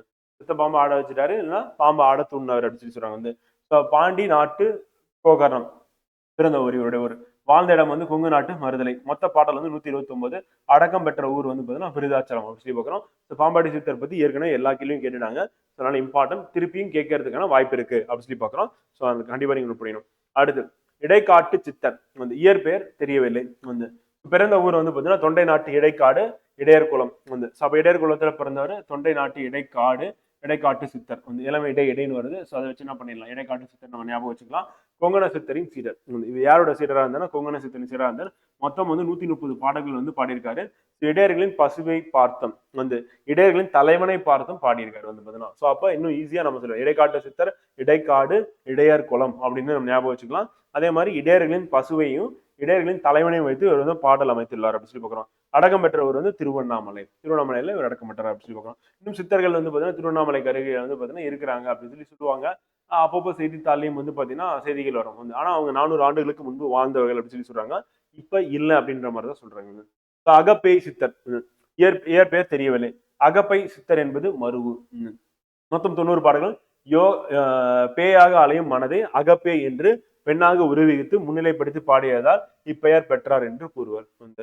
அடக்கம் பெற்ற ஊர் வந்து அழகர் மலை அப்படின்னு சொல்லி பார்க்கிறோம். அகப்பை சித்தர் என்பது மருவி வர்றது. மொத்தம் எத்தனை பாடல்கள், 90 பாடல்கள் வந்து பாடியிருக்காரு அப்படின்னு சொல்லி பார்க்கிறோம். பேயாக அலையும் மனதை வந்து அது அகப்பை என்று பெண்ணாக உருவகித்து முன்னிலைப்படுத்தி பாடுறாரு. மனது வந்து அலைஞ்சிட்டே இருக்கு, அது வந்து பேயாக என்ன பண்றாரு, ஒரு அகப்பை அப்படின்னு சொல்லி சொல்றாரு வந்து, உருவப்படுத்தி பாடுறாரு அப்படின்னு சொல்லி. அதான் இம்பார்ட்டன்ட். அடுத்து குதம்பை சித்தர் இயற்பெயர் தெரியவில்லை. குதம்பை என்பது வந்து ஒரு வகை காதணி வந்து. அப்ப குதம்பைனா என்ன அப்படின்னு கேட்டுருவாங்க. ஒரு வகை காதணி. அதனை அணிந்த பெண்ணை முன்னிலைப்படுத்தி பாடினதுனால இவர் பேர் என்ன பண்ணிட்டாங்க, குதம்பை சித்தர் அப்படின்னு சொல்லி வச்சுட்டாங்க. இடையர் குலத்தை சார்ந்தவர். அடக்கம் பெற்ற ஊர் வந்து மாயூரம் வந்து. 32 பாடல்கள் பாடியவர் அப்படின்னு சொல்லி பார்க்கிறோம். ஸோ அது இம்பார்ட்டன் வந்து. ஓகேவா. குதம்பை சித்தர், குதம்பை அப்படின்னா ஒரு வகை காதணி அப்படின்றது இம்பார்ட்டன் வந்து. அதை வச்சு பெண்ணோட காதணியை வச்சு வந்து பார்த்தீங்கன்னா முன்னிலைப்படுத்தி பாடியிருக்காரு அப்படின்னு சொல்லி பார்க்கிறோம். 32 பாடல்களை பாடியவர் வந்து. அடுத்து கடுவெளி சித்தர், வெரி வெரி இம்பார்ட்டன்ட். இவரை பத்தியும் பல கேள்விகள் வந்து கேட்டிருக்காங்க ப்ரீவியஸ் இயர்ல. Very very important. So Kaduveli சித்தர் வந்து உருவ வழிபாடு செய்யாமல் வந்து வெட்டவெளியே கடவுளாக வழிபட்டார். கடுவெளி அப்படின்னா வெட்டவெளி அப்படின்றதான் அதனுடைய பொருள் அப்படின்னு பார்க்குறோம் வந்து பார்த்தீங்கன்னா. உருவ வழிபாடு கிடையாது அப்படின்னு பார்க்குறோம் வந்து பார்த்தீங்கன்னா. உருவ வழிபாடுனா இப்போ நம்ம வழிபடுறோம்ல சிவன் திருமால் பார்த்தீங்கன்னா முருகன் சொல்லிட்டு விநாயகர் சொல்லிட்டு அந்த மாதிரி உருவ வழிபாடு கிடையாது அப்படின்னு பார்க்குறோம். எளிய சொற்களில் அறிவுரைகளை சொன்னவர். இதுவும் ப்ரீவியஸ் கொஸ்டின். இவரோட இயற்பெயர் தெரியல. அந்த கடுவெளி சித்தர் தான். அந்த கடுவெளி என்றால் வந்து பார்த்தீங்கன்னா சுத்த வெளி வந்து பார்த்தீங்கன்னா, அதாவது பிரம்மத்தை கடுவெளி என்றதால் கடுவெளி சித்தர் வந்து. அப்ப என்னன்னா வெட்டவெளி அப்படின்றதுதான் வந்து பாத்தீங்கன்னா சுத்தவெளி அல்லது வெட்டவெளின்னு சொல்றோம்னா. ஸோ அதான் வந்து கடுவெளி. பிரம்மத்தை வந்து பாத்தீங்கன்னா கடுவெளி சித்தர் என்று எனப்பட்டார் அப்படின்னு சொல்லி பார்க்கிறோம். ஸோ அடுத்து இவரது பாடல்களில் வந்து என்ன கருத்துக்கள் அதிகமா இருக்கும் அப்படின்னா நீதி கருத்துக்கள் வந்து அப்படின்னு சொல்லி பார்க்கிறோம். இவருடைய பாடல் தான் நம்ம பார்க்க போறோம். அந்த பாடல் நமக்கு ப்ரீவியஸ் இயர்ல கொஸ்டின் வந்து கேட்டிருக்காங்க. வெரி வெரி இம்பார்ட்டன்ட் வந்து. 34 பாடல்கள் வந்து பாடிருக்கா. அதுல முக்கியமான லைன்ஸ் மட்டும் நம்ம எடுத்துறோம். வயது வரை கூட வையாது வந்து. இந்த வையம் முழுதும் பொய்த்தாலும் பொய்யாது. அவனை திட்டினவங்க என்ன பண்ண திருப்பி திட்டாது அப்படின்றது வந்து ஃபர்ஸ்ட் பாயிண்ட். அதுக்கப்புறம் அந்த உலகத்துல எல்லாரும் பொய் சொன்னாலும் நீ பொய் சொல்லாத அப்படின்னு சொல்லி சொல்றாரு வந்து பாத்தீங்கன்னா. அடுத்து வெய்ய வினைகள் செய்யாது வந்து, கெட்டதை செய்யாத. கல்லை வீணில் பறவைகள் மீது எய்யாது வந்து. கல்லை எடுத்து என்ன பண்றது, ஒரு பறவையை அடிக்கிறது அப்படின்றது பண்ணாத. தேவையில்லாத வேலையை செய்யாது அப்படின்றது. பாம்பினை பற்றி ஆட்டாது. பாம்பனை பிடிச்சி ஆட்டினா என்ன பண்ணும், பாம்பு விஷம் முடியாது வந்து பாத்தீங்கன்னா. அது நம்மள கடிச்சது அப்படின்னா வந்து பாத்தீங்கன்னா விஷம் நம்ம உடல் ஏறி இறக்க நேரம். உன்றன் பத்தினிமார்களை பழித்து காட்டாது. அது மனைவியை வந்து திட்டாது அப்படின்றது வந்து. வேம்பினை உலகில் ஊட்டாது. வேம்பு அப்படின்றது என்னது, கசப்பை வந்து ஊட்டாது. உன்றன் வீராப்பு தன்னை விலங்க நாட்டாது. ரொம்ப வீரமானவன் அப்படின்னு நிலைநாட்டுறதுக்காக தேவையில்லாத வேலையை செய்யாத அப்படின்னு சொல்லி சொல்றாரு வந்து. அடுத்து போற்றும் சடங்கை நன்னாது. சடங்கை வந்து நீ வந்து தேவையில்லாம எல்லாரும் போற்றக்கூடிய சடங்கை வந்து நீ வந்து தேவையில்லாம அதை குறைத்து பேசாத. உன்னை புகழ்ந்து பலரில் புகவல் ஒண்ணாது. உன்னை பல பேர் புகழ்ற மாதிரி வந்து என்ன பண்றது வந்து நீயே வந்து அதுக்கு ஆசைப்படாத வந்து. அது நான் நடந்தா அதையும் நீ என்ன பண்ண புகழ்ச்சி அப்படின்றத வந்து நீ வந்து இல்ல அதெல்லாம் ஒண்ணும் நான் பெருசா செய்யல அப்படின்னு நீ சொல்ற மாதிரி தான் வாழ்க்கை வாழணும் அப்படின்றது அதனுடைய அர்த்தம். காற்று முன் வாழ்வை எண்ணாது வந்து. பிறர் தாழும் வந்து படிக்கு நீ தாழ்வை பண்ணாது வந்து. மற்றவங்களை தாழ்ந்து தாழ்ந்து போகும்படி நீ வந்து பண்ணாத அப்படின்னு சொல்லி சொல்றாரு. கல் வேடம் புனையாது வந்து திருடனுடைய வேடம் இருக்குல்ல அதுல போடாத. பல கங்கையில் உன் கடம் நனையாது. கடம் அப்படின்றது கேட்டிருக்காங்க ப்ரீவியஸ்ல. கடம்னா உடல் வந்து உன்னோட உடல் வந்து என்னது நனையாது. கல்லனா இருந்தீங்கன்னா திருடனா உன்னோட உடல் வந்து கங்கையில புண்ணிய நதியில போயிட்டு நீ வந்து புண்ணியம் பெறுதல் அப்படின்னு நடக்காது. கொள்ளை கொல்ல நினையாது. கொள்ளையடிக்கும் நினையாது. நட்பு கொண்டு பிரிந்து நீ கோல் முனையாது. நட்பு கொண்டுட்ட அப்புறம் ஏதோ ஒரு காரணம் பிரிஞ்சிட பிரிஞ்சு போயிட்டு என்ன பண்ண தேவையில்லாம அவங்கள வந்து பாத்தீங்கன்னா கோல் சொல்லக்கூடாது அப்படின்னு சொல்லி சொல்றாரு வந்து அண்ட் நந்தவனத்தில் ஒரு ஆண்டி அவன் 4 மாதமாய் குயவனை வேண்டி கொண்டு வந்தான் ஒரு தோண்டி அது மெத்த கூத்தாடி கூத்தாடி போட்டு உடைத்தாண்டு வந்து குயவன்கிட்ட கெஞ்சி வாங்கிட்டு அதை கூத்தாடி கீழே போட்டு உடைச்சிடறான் சந்தோஷத்துல வந்து அந்த மாதிரி நடக்காது அப்படின்றதான் அதனுடைய அர்த்தம். அடுத்து அழுகுனி சித்தர் வந்து பாத்தீங்கன்னா இயற்பெயர் தெரியவில்லை. இவர் பாடல்களில் அழகும் அணியும் சேர்ந்திருப்பதால் அழுகுனி சித்தர் என பெயரிடப்பட்டார் அப்படின்னு பார்க்குறோம் வந்து. அழுகுனி சித்தர் அப்படின்றவர் வந்து பார்த்தீங்கன்னா அழகும் அணியும் சேர்ந்திருப்பதால் அழுகுனி சித்தர் அப்படின்னு சொல்லி சொல்றாங்க. அதே மாதிரி அழுகுது போன்ற சந்த யாப்பில் இவர் பாடல் உள்ளதால் அழுகுனி சித்தர் என்று ஒண்ணு வந்து பாத்தீங்கன்னா அழகு, இன்னொன்னு என்னன்னா அழுவது வந்து ரெண்டுத்துக்கும் என்ன பண்றாங்க கம்பேர் பண்றாங்க வந்து இவரை. பாடல்களின் எண்ணிக்கை வந்து 32 பாடல் வந்து பாடியிருக்காரு. அதுல ஒவ்வொன்றிலும் கண்ணம்மா என்ற விழிச்சொல் வருகிறது. அப்ப கண்ணம்மா என்ற விழிச்சொல் வந்து எதுல வருது அப்படின்னா அழுகுனி சித்தருடைய பாடல்கள்ல வருது அப்படின்றது இம்பார்ட்டன் வந்து அது நமக்கு எக்ஸாம்ல கொஸ்டினா கேட்கறதுனா வாய்ப்பு இருக்கு அப்படின்னு பார்க்கறோம் வந்து. ஓகேவா. அடுத்து 10வது வந்து பாத்தீங்கன்னா திருமூலர். ஆசிரியர் பெயர் வந்து திருமூலர். ஊர் வந்து திருவாடுதுறை வந்து சாத்தனூர் வந்து. இயற்றிய நூல் வந்து பாத்தீங்கன்னா திருமந்திரம் அப்படின்னு பார்க்கணும். இது மூணுமே ப்ரீவியஸ்ல கேட்டதான் வந்து. நூலின் சிறப்பு பெயர்கள் அப்படின்னு பாத்தீங்கன்னா திருமூலர் தமிழ் 3000, தமிழ் வேதம், தமிழ் மந்திர மாலை வந்து தமிழ் 3000 தமிழ் வேதமும் ப்ரீவியஸ் கொஸ்டின் வந்து கேட்டிருக்காங்க அப்படின்னு பார்க்கலாம். வெரி வெரி இம்பார்ட்டன் வந்து இதை நம்ம நோட் பண்ணிக்கணும். நூல் பகுப்பு பாடல்கள் வந்து 3000 பாடல்கள் இருக்கு. 9 தந்திரங்கள் 232 அதிகாரங்கள் வந்து இருக்கு அப்படின்னு சொல்லி பாக்குறோம். இது அடுத்த லெவல்ல கேள்வியா வர்றதுக்கான வாய்ப்பு இருக்கு வந்து. சிறப்புகள் அப்படின்னு எடுத்தீங்கன்னா திருமூலர் வந்து ஒரு சித்தர் வந்து முதல் சித்த நூல் எது அப்படின்னா வந்து திருமந்திரம் அப்படின்னு சொல்லி பாக்குறோம். அந்த மூலன் எனும் பெயர் திரு என்று பெயரிடை வந்து பெற்று அத்துடன் திருமூலர் அப்படின்னு சொல்லி வந்திருக்கு. மரியாதை நிமித்தமா திருமூலர் அப்படின்னு அவருடைய பெயர் வந்து மூலன். அது வந்து பாத்தீங்கன்னா முன்னாடி வந்து பாத்தீங்கன்னா திரு என்ற பெயரிடை வந்து வச்சுட்டு மரியாதை காரணமாக வந்து திருமூலர் அப்படின்னு சொல்லி மாறி இருக்கு. அப்ப மூலன் அப்படின்ற வார்த்தையை ஞாபகம் வச்சுக்கோங்க. அதான் திருமூலருக்கான இயற்பெயரா வந்து இருந்திருக்கு பேரா இருந்திருக்கு. அந்த சைவ திருமுறையில் 10ஆம் திருமுறையா அதை வச்சிருக்கோம் அப்படின்னா வந்து திருமந்திரம் அப்படின்னு வச்சிருக்கோம் அப்படின்னு நம்ம பார்த்தோம். திருமூலர் நூலிற்கு எட்ட பெயர் வந்து என்னன்னா திருமந்திர மாலை வந்து அவர்கிட்ட திருமந்திரம் அப்படின்னு இப்ப இருக்கு. உருவ வழிபாட்டு திருமூலர் நம்பிக்கை அற்றவர். இவர் என்னது உருவ வழிபாட்டை வந்து நம்பிக்கை இல்லாதவர் அப்படின்னு சொல்லி பார்க்குறோம் வந்து. இது பெரிய ஆச்சரியமான ஒரு விஷயம் தான். யோக நெறியினை கூறும் தமிழில் உள்ள ஒரே நூல் எது அப்படின்னா திருமந்திரம். யோக நெறி பத்தி பேசக்கூடிய நூல் எது அப்படின்னா திருமந்திரம் அப்படின்னு சொல்லி பார்க்குறோம். திருவாடுதுறையில் யோகத்தில் ஆழ்ந்தார். அங்கதான் அவருடைய இறுதி கட்டம் வந்து முடிஞ்சது. திருவாடுதுறைக்கு நவகோடி சித்தபுரம் என்ற பெயரும் உண்டு. எந்த ஊருக்கு வந்து நவகோடி சித்தபுரம் என்ற பெயர்னா திருவாடுதுறைக்கு இருக்கு. 3000 ஆண்டுகள் வாழ்ந்து ஆண்டுக்கு ஒரு பாடலாக 3000 பாடல்களை பாடினார். இது நம்ப முடியா இல்லை வந்து. ஆனா சித்தர்கள் வந்து பல ஆண்டுகள் வாழக்கூடியவர்கள் அப்படின்னு சொல்லி சொல்லக்கூடிய ஒரு வழக்கு இருக்கு அப்படின்னு சொல்லி பாக்குறது வந்து. அடுத்து மேற்கோள்கள் இவர் பாடினது உடம்பார் அழியின் உயிரார் அழிவர் திறம்பட மெய்ஞானம் சேரவும் மாட்டார் உடம்பை வளர்க்கும் உபயம் அறிந்தேன் உடம்பை வளர்த்தேன் உயிர் வளர்த்தேனே. இது எல்லாமே வந்து பாத்தீங்கன்னா அவருடைய பாடல்களா இருக்கு அப்படின்னு சொல்லி பாக்குறோம் வந்து பாத்தீங்கன்னா உடம்பார் அழியின் உயிரார் அழிவர் திறம்பட மெய்ஞானம் சேரவும் மாட்டார் வந்து உடம்பை வளர்க்கும் உபயம் அறிந்தேன் உடம்பை வளர்த்தேன் உயிர் வளர்த்தேன் வந்து. அப்ப வந்து உயிரை வளர்க்கல நான் உடம்பு தான் வளர்த்திருக்கேன் அப்படின்னு சொல்லி சொல்றாரு வந்து பாத்தீங்கன்னா நம்ம முக்கியத்துவம் எதுக்கு கொடுக்கணும் உயிருக்கு வந்து கொடுக்கணும். அந்த உடம்புக்கு வந்து பாத்தீங்கன்னா முக்கியத்துவம் கொடுக்க கூடாது அப்படின்றத வந்து மெய்ஞானம் அப்படின்றது வந்து தேவை. உடல் வளர்க்கும் ஆசையில் இருக்கிறவங்களுக்கு வந்து பாத்தீங்கன்னா மெய்ஞானம் அப்படின்னு கிடைக்காது அப்படின்னா. ஒன்றே குலம் ஒருவனே தேவன் வந்து ஏற்கனவே அவர் வந்து உருவ வழிபாட்டை எதிர்த்தாரு. அதே மாதிரி குலம் ஒன்றுதான் தேவனும் ஒன்றுதான் அப்படின்ற அன்பும் சிவமும் இரண்டென்பர் அறிவிலார் அன்பே சிவமானது ஆறும் அறிகிறார் அப்படின்றது வந்து. அன்பும் சிவமும் இரண்டென்பர் ரெண்டும் தனித்தனி அப்படின்னு சொல்லி சொல்லுவாங்களாம். ஆனா அது வந்து அறிவில்லாதவங்க. ஆனா ரெண்டுமே ஒண்ணுன்னு சொல்றவங்க வந்து பாத்தீங்கன்னா அது அறிவுடையவர் அப்படின்றது. படமாட கோயில் பகவர்க்கு ஒன்று ஈயர் நடமாடா கோயில் நம்பருக்கு ஆங்கு ஆக. கோயில போயிட்டு நம்ம படமா பார்த்து வழிபடுறதை விட நம்மளோட உடல் தான் வந்து பாத்தீங்கன்னா கோயில் அப்படின்னு சொல்லி சொல்றாரு வந்து பாத்தீங்கன்னா. சோ அதை பின்னாடி வரக்கூடிய ஒரு பாடலையும் வந்து சொல்லியிருப்பாரு வந்து உள்ளம் பெருங்கோயில் ஊனுடம்பே ஆலயம் தெல்ல தெளிந்தவருக்கு ஜீவன் சிவலிங்கம் வல்லர் பிரானார்க்கே வாய்க்கோ புறவாசல் கள்ளப்புலன் ஐந்தும் காலமணி விளக்கே அப்படின்றது வந்து. அப்ப என்னன்னா நம்மளுடைய உறுப்புகள் வந்து பாத்தீங்கன்னா விளக்காகும் நம்மளுடைய உடல் அப்படின்றது வந்து கோயிலாகவும் இருக்கு அப்படின்னு சொல்லி சொல்றாரு வந்து பாத்தீங்கன்னா நம்மளுடைய ஜீவன் நம்மளோட உயிர் தான் வந்து சிவலிங்கம் அப்படின்னு சொல்லி சொல்றாரு வந்து. யான் பெற்ற இன்பம் பெருகை வையகம் அப்படின்னு சொல்லி யார் சொல்லிருக்காங்க திருமூலர் வந்து சொல்லியிருக்காரு அப்படின்னு சொல்லி பார்க்கணும். இதெல்லாம் முக்கியமான வரிகள் அப்படின்னு சொல்லி பார்க்கறோம் வந்து. அடுத்து கருவூரார் பூசை விதிகளை பாடியவர். பூசை எப்படி பண்ணணும் அதுக்கான விதிகளை பாடியவர். தஞ்சை பெரிய கோயிலில் லிங்கத்திற்கு அஞ்சட பந்தனம் செய்தவர். அப்பனா ராஜராஜ சோழன் தெரியல, அவர் காலகட்டத்தை சார்ந்தவர் அப்படி சொல்லி. அடுத்து 9ஆம் திருமுறையில் திருவிசை பாடியவர். ஒன்பதாம் திருமுறையில திருவிசை பாடியது யாரு அப்படின்னா கரூரார் பாடியிருக்காரு அப்படின்னு சொல்லி பார்க்கிறோம். இவருடைய ஊர் கரூர் அப்படின்னு சொல்லி பார்க்கிறோம். அடுத்து இவரது பூஜை விதி பாடல்கள் அந்தாதி தொடையில் அமைந்துள்ளன. அது மொத்தம் எத்தனை பாடல் பாடியிருக்காரு? 30 பாடல்கள் பாடியிருக்காரு. இது 4 பாயிண்ட்டுமே இம்பார்ட்டன்ட் அப்படின்னு சொல்லி பார்க்கிறோம். எக்ஸாம் பாயிண்ட் ஆஃப் வியூல நமக்கு கேள்வி வர்றதுக்கான வாய்ப்பு இருக்கு. அடுத்து திருக்குறள் ஈகை அப்படின்ற அதிகாரம் நம்ம அடுத்துதான் பார்க்க இருக்கோம்.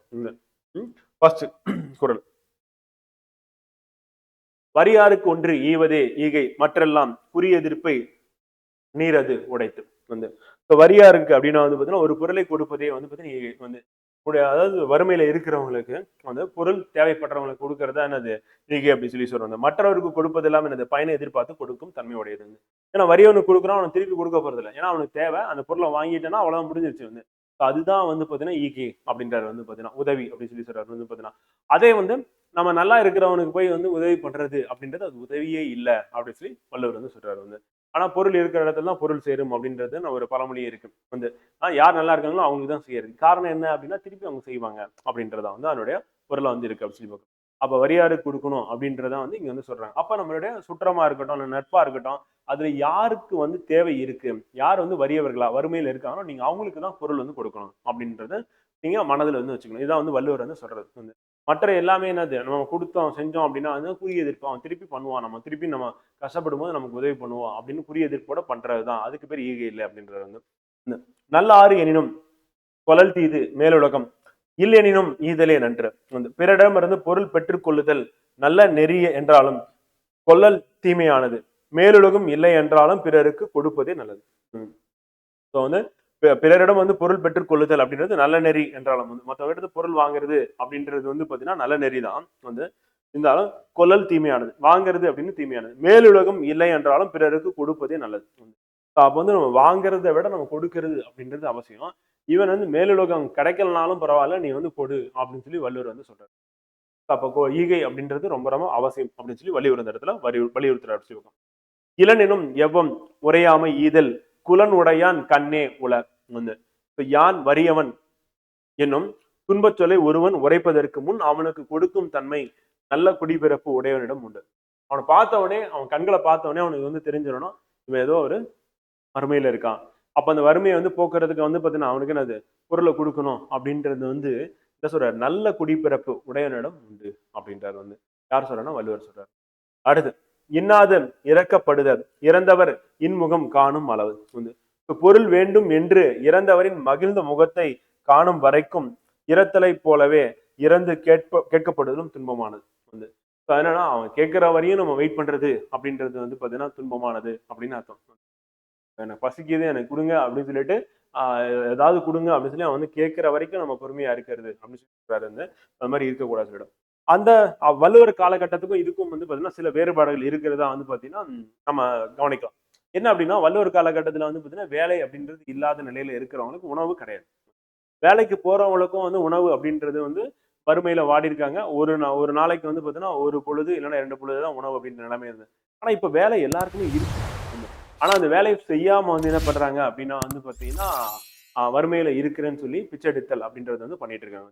நம்ம பிச்சை எடுக்கிறது அப்படின்றது ஒரு அவசியம் இல்லாத ஒன்றா நம்ம கருதலாம். யாருக்கு அப்படின்னா பாத்தீங்கன்னா நல்ல நல்ல அதாவது வயது குறிப்பிட குழந்தை பருவத்துல பிச்சை எடுக்கிறது கூடவே கூடாது.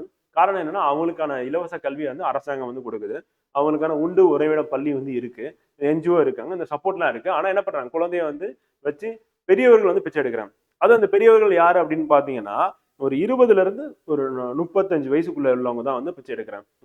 இது என்ன பண்றாங்கன்னா குழந்தைகளை வச்சு குழந்தைகளை மடியில வச்சுக்கிட்டு அந்த குழந்தைய வச்சு சிக்னல்லையோ ரோட்லயோ பிச்சை எடுக்கிறாங்க. இதை நம்ம என்ன பண்ணக்கூடாது அப்படின்னா பாத்தீங்கன்னா அவங்களுக்கு உதவி செய்யறது மூலமா அவங்க தொடர்ந்து பிச்சை எடுக்கிறதுக்கு நம்ம காரணமாயிடும். நம்ம சமுதாயத்துல முதியோர் ஒருத்தர் இருக்காங்க அவங்களுக்கு நம்ம உதவி பண்ணலாம். அது உடல் உறுப்புகள் பாத்தீங்கன்னா இல்லாம இருக்கிறாங்க. அவங்களுக்கு நம்ம உதவி பண்ணலாம். இயலாமை பாத்தீங்கன்னா அவங்களால எந்த வேலையும் செய்ய முடியாது, நோய்வாய்ப்பட்டவர்களா இருக்கிறாங்க, அவங்களுக்கு நம்ம உதவி செய்யலாம். நம்ம செய்யக்கூடிய உதவி அப்படின்றது பாத்தீங்கன்னா ஒரு ஒரு ஒரு வேளை உணவா இருக்கலாம், இல்லைன்னா அவங்களுக்கு ஒரு மருத்துவ உதவியா இருக்கலாம், இல்லைன்னா அவங்க ஊருக்கு போறதுக்கான ஒரு செலவா இருக்கலாம். அதே வந்து நல்ல ஆரோக்கியமா இருக்கக்கூடியவங்க வந்து குழந்தைகளை வச்சு பிச்சை எடுக்கிறவங்கள நம்ம ஒரு காலமும் வந்து பாத்தீங்கன்னா அவங்களோட செயலை வந்து பாத்தீங்கன்னா நம்ம கண்டிக்கணுமே ஒழிய அவங்க செய்யக்கூடிய செயலை வந்து பாத்தீங்கன்னா அவங்களுக்கு தகுந்த மாதிரி நம்ம பிச்சை கொடுக்கறது அப்படின்றது தவறான ஒன்றா இருக்கும். அதனால அதை வந்து தவிர்த்திடணும். அதே மாதிரி பிச்சை எடுக்கிறது அப்படின்றது வந்து பாத்தீங்கன்னா குற்றமா அப்படின்னு பாத்தீங்க அப்படின்னா வேலைக்கு போக முடியும், வேலை செய்ய முடியுன்ற நிலையிலும் பிச்சை எடுக்கிறாங்கல்ல, அதுதான் வந்து குற்றமாக கருதப்படுகிறது. முடியாதவர்கள் பிச்சை எடுக்கணுமா அப்படின்னா அவங்களுக்கான வாய்ப்பை நம்ம வந்து பாத்தீங்கன்னா சரியான முறையில் ஏற்படுத்தி கொடுக்கணும் வந்து இப்போ எக்ஸாம்பிள் வந்து பாத்தீங்கன்னா முதியோர் உதவித்தொகை அப்படின்றது நீங்க அடுத்து வந்து பாத்தீங்கன்னா அரசு பணியாளராக வந்து நீங்க போய் சேர போறீங்க. அப்போ முதியோர் உதவித்தொகை வந்து அவங்களுக்கு கிடைக்கிற மாதிரி ஏற்பாடு பண்ணி கொடுக்கும். குழந்தைகளை வந்து பாத்தீங்கன்னா பள்ளிக்கு அனுப்புறதுக்கு ஏற்பாடு பண்றது. இதெல்லாம் நம்ம பண்ணும்போது நம்ம சமுதாயத்துல மிகப்பெரிய மாற்றத்தை உண்டு பண்ணலாம். அப்ப பிச்சை எடுப்பவர்கள் அப்படின்றவர்கள் எண்ணிக்கை வந்து பாத்தீங்கன்னா குறையும். ஒரு கட்டத்துல பிச்சை எடுப்பவர்கள் நிலை அப்படின்றது இல்லாம போயிடும் அப்படின்றதான் நம்ம கொண்டு வரணும். அடுத்து ஆற்றுவார் ஆற்றல் பசி ஆற்றல் அப்பசியை மாற்றுவார் ஆற்றலின் பின். இப்போ வள்ளுவர் இந்த மாதிரி ரைமிங்கா அடிக்கிறதுல எல்லாம் வந்து பாத்தீங்கன்னா சில இடங்கள்ல சூப்பரா சொல்லிடுவாரு. தவ வலிமை உடையவரின் வலிமை பசியை பொறுத்து கொள்ளலாகும். அதுவும் அப்பசியை உணவு கொடுத்து மாற்றுகின்றவரின் ஆற்றலுக்கு பிற்பட்டதாகும். வந்து அப்ப என்ன சொல்றாருன்னா தவ வலிமை அப்படின்றவர் என்னது வலிமை என்னது பசியை வந்து பொறுத்து கொள்றது அப்படின்னு. அதுவும் அப்பசியை உணவு கொடுத்து மாற்றுகின்றவரின் ஆற்றலுக்கு பிற்பட்டதாகும். யாருக்கு பிற்பட்டது அப்படின்றாருன்னா பசி எவன் அடக்குறானோ அவன் தான் பெரியவன் அப்படின்றாரு வந்து பாத்தீங்கன்னா பசிக்குதுன்னு சொல்லி கேட்கறவனுக்கு உணவு கொடுக்குறான்ல அவனை விட இவன் வந்து மேலானவன் அப்படின்றாரு. அப்ப அந்த ஆற்றல் அப்படின்றது என்னன்னா நம்மளுடைய இதை வந்து பாத்தீங்கன்னா கட்டுப்பாட்டோடு நம்ம வச்சுக்கிறது அப்படின்றது வந்து அதுதான் பெருசு அப்படின்னு சொல்லி சொல்றாரு. உணவு கொடுக்கறவனை காட்டிலும் தன்னுடைய பசியை அடக்கிக்கிட்டு தவத்தை மேற்கொள்றவன் வந்து பாத்தீங்கன்னா சிறந்தவன் அப்படின்னு சொல்லி வள்ளுவர் வந்து சொல்றாரு வந்து. அற்றார் அலிபசி தீர்த்தல் அக்துருவன் பெற்றான் பொருள் வைப்பு புலி வந்து வறியவரின் கடும் பசியை தீர்க்க வேண்டும். அதுவே பொருள் பெற்ற ஒருவன் அப்பொருளை தனக்கு பிற்காலத்தில் உதவுமாறு சேர்த்து வைக்கும் இடமாகும். தெரியும் என்ன சொல்லணும்னா நீ முதல்ல செஞ்சாதான் உனக்கு திருப்பி கிடைக்கும்னு சொல்லுவாங்க வந்து. இப்படியும் வந்து பேச்சு வழக்குல உண்டு வந்து. நீ ஒரு 10 ரூபா செஞ்சினாதான் உனக்கு திருப்பி கிடைக்கும். அதுதான் வள்ளுவர் எங்கேயும் சொல்றேன். நீ பொருள் சேர்த்து வைக்கிறது அப்படின்னா அதுக்கு என்ன பொருள் அப்படின்னா எடுத்துட்டு போயிட்டு பதுக்கி வைக்கிறதுன்னு அர்த்தம் கிடையாது வந்து. அது என்ன பண்ணணும் மற்றவர்கள் நீ செலவு செஞ்சினா அதுதான் சேர்த்து வைக்கிறது. உனக்கு உற்ற நேரத்துல வந்து பாத்தீங்கன்னா அது திருப்பி கிடைக்கும், அந்த உதவி வந்து கிடைக்கும் அப்படின்னு சொல்லி சொல்றாரு. அப்ப யாருக்கு வந்து தேவையோ அவங்களுக்கு வந்து நம்ம வந்து உதவி பண்றது அப்படின்றத நமக்கு திரும்பி கிடைக்கும் அப்படின்னு சொல்லி இங்க வள்ளுவர் வந்து சொல்றாரு. அடுத்து பாத்துன் மறியி இவனை பசி என்னும் தீப்பினி தீண்டல் அறியுது. தான் பெற்ற உணவை பலரோடும் பகுத்து உண்ணும் பழக்கம் உடையவனை பசி என்று கூறப்படும் தீயனை அணுகுதல் இல்லை. அப்ப என்ன பண்ணுவான்னா இப்ப பசியோட இருக்கான் அவன் அவன் இதுக்கு முன்னாடி வந்து பாத்தீங்கன்னா அவன் கொண்டு வந்த உணவை எல்லாரும் மற்றவர்களுக்கு வந்து பகிர்ந்து கொடுக்குறான் அப்படின்னா ஒரு 10 பேர் வேலை பார்க்குற இடத்துல என்னன்னா இருக்கக்கூடிய இடத்துல வந்து அவன் வந்து அவனுடைய உணவை வந்து பகிர்ந்துக்கிட்டான் அப்படின்னா அவனுக்கு வந்து உணவு தேவைப்படும் காலத்துல யாரோ அந்த 10 பேர்ல யாராவது ஒருத்தர் வந்து பகிர்ந்து அவனோட பசியை வந்து போக்குவாங்க. அப்ப அவனுக்கு வந்து பாத்தீங்கன்னா அந்த பசி பிணி அப்படின்றது வந்து தீய நோய் அவருக்கு வரவே போறது இல்லை அப்படின்றது வந்து. அப்ப நம்மகிட்ட இருக்கு அப்படின்னா நம்ம வந்து பகிர்ந்து உண்ணணும் அப்படின்றதான் அவர் வந்து சொல்றேன். என்ன சொல்றாருன்னா நம்ம வந்து சாப்பிட்றியா அப்படின்னு சொல்லி கேட்பாங்க. அது கேட்கும் போதே என்ன அர்த்தம்னா நீ சாப்பிடலனாலும் பரவாயில்ல நான் சாப்பிட்றேன் அப்படின்ற ஒரு அர்த்தத்துல வந்து கேட்பாங்க வந்து. அந்த மாதிரி இல்லை சாப்பிடுங்க அப்படின்னு சொல்லி நம்ம கொடுக்கறது தான் வந்து என்னது அந்த பகிர்ந்து உண்ணக்கூடியது. அப்ப நம்ம பயன்படுத்தக்கூடிய வார்த்தையே வந்து பாத்தீங்கன்னா சரியான வார்த்தையை நம்ம பயன்படுத்தணும் அப்படின்னா நம்மளுடைய எண்ணம் அப்படின்றது சரியா இருக்கும். அப்ப நம்மளுடைய செயல் அப்படின்றது மற்றவங்களுக்கு வந்து எளிதில் வந்து புரியும். சாப்பிட்றீங்களா அப்படின்னு சொல்லி கேட்டீங்கன்னா அது வந்து முறையானது அல்ல. சாப்பிடுங்க அப்படின்னு சொல்லிட்டு கொடுக்குறீங்கல்ல அதுதான் வந்து முறையானது. அதுதான் பகிர்ந்து உள்ளது. அதுக்கப்புறம் அவங்க வந்து வேணாம் இல்ல நான் சாப்பிட்டேன் எனக்கு வேணாம் இல்ல எனக்கு ஒத்துக்காது அப்படின்னு சொல்லி சொல்றது அடுத்து அவங்களுடைய இது வந்து. ஸோ அந்த மாதிரி நம்மளுடைய பேச்சும் வந்து மாத்திக்கணும். ஈத்து ஓக்கம் இன்பம் அறியார்க்குள் தாமுடைமை வைத்து இழக்கும் வன் கணவர். தாம் சேர்த்துள்ள பொருளை பிறருக்கு கொடுக்காமல் வைத்திருந்து பின் இழந்துவிடும் வன்கண்மை உடையவர் பிறருக்கு கொடுத்து மகிழும் மகிழ்ச்சியை அறியாரு. அவனுக்கு என்னது மற்றவங்களுக்கு கொடுக்கறதுனால அவனுக்கு வரப்படி இந்த மகிழ்ச்சி அப்படின்னு அவன் அறியவே மாட்டான். வாழ்க்கையில அவன் வந்து அறிஞ்சிக்கவே மாட்டான். இருந்தாலும் அவன்கிட்ட சேர்ந்த பொருள் என்ன பண்ணுவான் அப்படியே அடிச்சுட்டு போயிடும் அப்படின்னு சொல்லி வள்ளுவர் வந்து சொல்றாரு. இப்ப பொருள் அப்படின்றது வந்து பாத்தீங்கன்னா இதெல்லாம் பொருள் சேர்க்கறதே வந்து கொடுக்கறதுக்கு தான் வந்து. அதுதான் வள்ளுவர் வந்து பல இடங்களை வலியுறுத்துறது. இரத்தலின் இன்னாது மன்ற நிரப்பிய தாமே தமியர் உணல். பொருளின் குறைபாட்டை நிரப்புவதற்காக உள்ளதை பிறருக்கு ஈயாமல் தாமே தமியராய் உண்பது வறுமையால் இறப்பதை விட துன்பமானது அப்படின்னு சொல்லி சொல்றாங்க. பொருளின் குறைபாட்டை நிரப்புவதற்காக பொருள் கம்மியா இருக்கு அப்படின்னு நிரப்புவதற்காக உள்ளதை பிறருக்கு ஈயாமல் வந்து இருக்கிறத வந்து மற்றவங்களுக்கு கொடுக்காம தாமே தமியராய் உண்பது வறுமையால் இறப்பதை விட துன்பமானது. வறுமையால சாகுறத துன்பமான என்னன்னா மத்தவனுக்கு கொடுக்காம நீயே பதுக்கி வச்சு அதை வந்து பாத்தீங்கன்னா சாப்பிடணும் அப்படின்னு நினைக்கிறது வந்து பாத்தீங்கன்னா கொடுமையானதுன்னு வள்ளுவர் சொல்றார். சாதலின் இன்னாது இல்லை இனிது அதுவும் ஈதல் ஈயா கடை வந்து சாவதை விட துன்பமானது வேறென்றும் இல்லை. ஆனால் வறியவருக்கு ஒரு பொருள் கொடுக்க முடியாத நிலை வந்தபோது அச்சாதலும் இனியதே ஆகும் வந்து. அப்ப சாதலோட கொடுமையானது எதுவும் இல்லை. ஆனா வறுமையில வாழ்றவனுக்கு வறியவனுக்கு வந்து பாத்தீங்கன்னா ஒரு ஏழைக்கு வந்து அவனுக்கு கொடுக்க முடியாத நிலை வந்து வருது இல்ல, அந்த நிலை வந்து வருதுன்னா என்னது முடியாத நிலை அப்படின்றது வந்து சாதல் இனிமையானது அப்படின்னு சொல்லி வள்ளுவர் வந்து சொல்றாரு வந்து. அந்த அளவுக்கு வந்து ஈகைக்கு வள்ளுவர் வந்து முக்கியத்துவம் கொடுக்கிறார் சொல்லி பார்க்கலாம். டிஎம்எஸ்சி தேர்வில் கேட்கப்பட்ட வினாக்கள் வந்து பார்த்துருவோம். நாட்டுப்புற பாடலையும் சித்தர் பாடல்களையும் கேட்கப்படுறாங்க. சித்தர்கள் எண்ணிக்கை மொத்தம் எத்தனை அப்படின்னா 18 அப்படின்னு சொல்லிட்டு மரபு அப்படின்னு சொல்லி பார்க்கலாம். பிறந்த குழந்தைக்கு பாடுவது வந்து தாலாட்டு பாடல் அப்படின்னு சொல்லி பார்க்கலாம். அடுத்து எது எதிர்ச்சொல் வந்து வயதோரை கூட வையாதே இந்த வையம் முழுதும் பொய்த்தாலும் பொய்யாதே பெய்ய வினைகள் செய்யாதே கல்லை வீணில் பறவைகள் மீதில் எய்யாதே அப்படின்ற பாடல் வந்து பாத்தீங்கன்னா சின்ன பாடல் வந்து பாத்தீங்கன்னா பொய்த்தாலும் பொய்யாதே அப்படின்றத வந்து பாத்தீங்கன்னா எதிர்ச்சொல்ல வந்து இருக்கு. மத்தவங்க பொய் சொன்னாலும் நீ பொய் சொல்லாத அப்படின்றதுதான் எதிர்ச்சொல்லா இந்த பாடல்ல இருந்து எடுக்கக்கூடிய ஒன்றா வந்து இருக்கு அப்படி சொல்லி பார்க்கணும் வந்து. அடுத்து கீழ்காணும் கூற்றுகளில் பொருத்தமற்றதை தேர்வு செய்க வந்து ஏறத்தாழ 400 ஆண்டுகளுக்கு முன் தமிழகத்தின் காடு மலைகளில் வாழ்ந்தவர்கள் சித்தர்கள். கரெக்ட், அதான் பார்த்துட்டோம். பாம்பாட்டி சித்தர், குதம்பை சித்தர், அழுகுனி சித்தர் என்பன எல்லாமே காரண பெயர்கள். அவர் காரண பெயர்னா அவங்க பாடின பாடல் அதுக்கான காரணத்தை வச்சு உங்க பேர் வைக்கிறாங்க. எளிய சொற்களில் அறிவுரைகளை கூறியவர்கள் சித்தர்கள், அதுவும் கரெக்ட். இரும்பை பொன்னாக்கும் ரசவாத வித்தை கற்று உலகில் செல்வராக வாழ சித்தர்கள் அவாவினர். சித்தர்கள் வந்து பார்த்தீங்கன்னா செல்வமே இருக்காது. அடுத்த வேலை உணவை பத்தி கூட யோசிக்காம வாழ்ந்துட்டு இருக்கவங்க யார்? சித்தர். காட்டுல அலைந்து திரியவர்கள் சித்தர்கள் சொல்லி பார்க்கிறோம். ஸோ ஆன்சர் வந்து டி அப்படின்றதான் வந்து பார்த்தீங்கன்னா பொருத்தமற்றது சொல்லி பார்க்குறோம். அடுத்து நாட்டுப்புற ஏழின் தந்தை என அழைக்கப்படுவர் யாருன்னா ஜேக்கப் கிரீம் அப்படி சொல்லி பார்க்குறோம். அவர் தான் நாட்டுப்புற ஏழின் தந்தை அப்படி சொல்லி பார்க்குறோம் வந்து. நான் வானவாமலை அப்படின்றவர் தமிழ் நாட்டுப்புற ஏழின் தந்தை அப்படி சொல்லி பார்க்குறோம்.